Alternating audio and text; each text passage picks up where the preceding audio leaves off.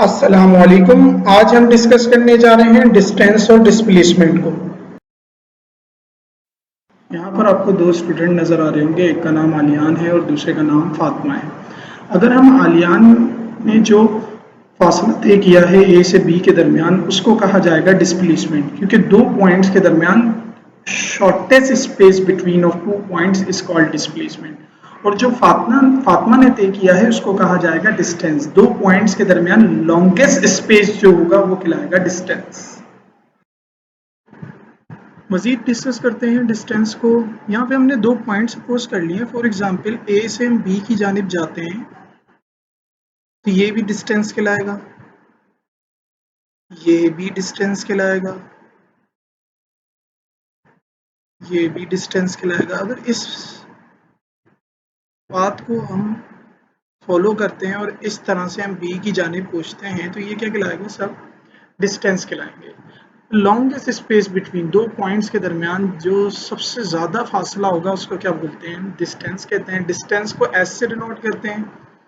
ऐसा ही मतलब क्या होता है, सिस्टम इंटरनेशनल में इसकी यूनिट क्या है, मीटर है, ये याद होना चाहिए। और ये एक स्केलर क्वांटिटी है क्योंकि इसकी कोई डायरेक्शन नहीं होती।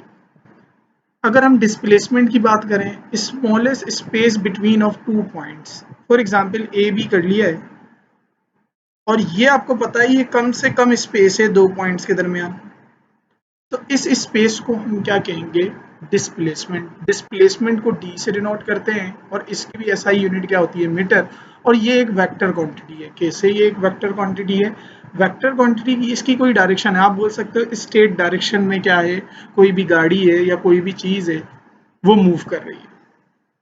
तो यहाँ पे हम देख लेते हैं कि डिस्टेंस हमारे पास ये कहलाएगा और डिस्प्लेसमेंट क्या कहलाएगा, ये कहलाएगा। साथ में इसका आपको कन्वर्जन भी याद होना चाहिए, न्यूमेरिकल्स करते वक्त आपके काम आएगा कि किस तरह से हम सेंटीमीटर को मीटर में लाते हैं। यूनिट सेंटीमीटर भी है, मीटर भी है, लेकिन एसआई यूनिट क्या है इसकी, मीटर। तो मीटर के अंदर कैसे कन्वर्ट करते हैं किसी भी चीज को, सेंटी का मतलब होता है 10 की पावर -2 और 10 की पावर -2 का मतलब होता है 1/100। इसका मतलब ये हुआ अगर कोई चीज सेंटीमीटर में है तो उसको हम डिवाइड करवाएंगे किससे, मीटर में लाने के लिए 100 से। तो फॉर एग्जाम्पल यहाँ पे हमने क्या करा है, 100 सेंटीमीटर अगर आपके पास न्यूमेरिकल में दे देता है तो आप क्या करेंगे, 100 को 100 से डिवाइड करवा देंगे तो ये हमारे पास क्या आ जाएगा, 1 मीटर। इसका मतलब ये भी बात आपको पता चल गई कि 1 मीटर में कितने सेंटीमीटर होते हैं, 100 सेंटीमीटर होते हैं। इसी तरह से अगर 500 सेंटीमीटर है, जब भी आपको 100 से डिवाइड करवाना है तो 5 मीटर हो जाएगा। फॉर एग्जाम्पल 30 सेंटीमीटर आपको दे दिया गया है तो 30 को आप 100 से डिवाइड करवा देंगे तो ये क्या आ जाएगा, 0.3 मीटर।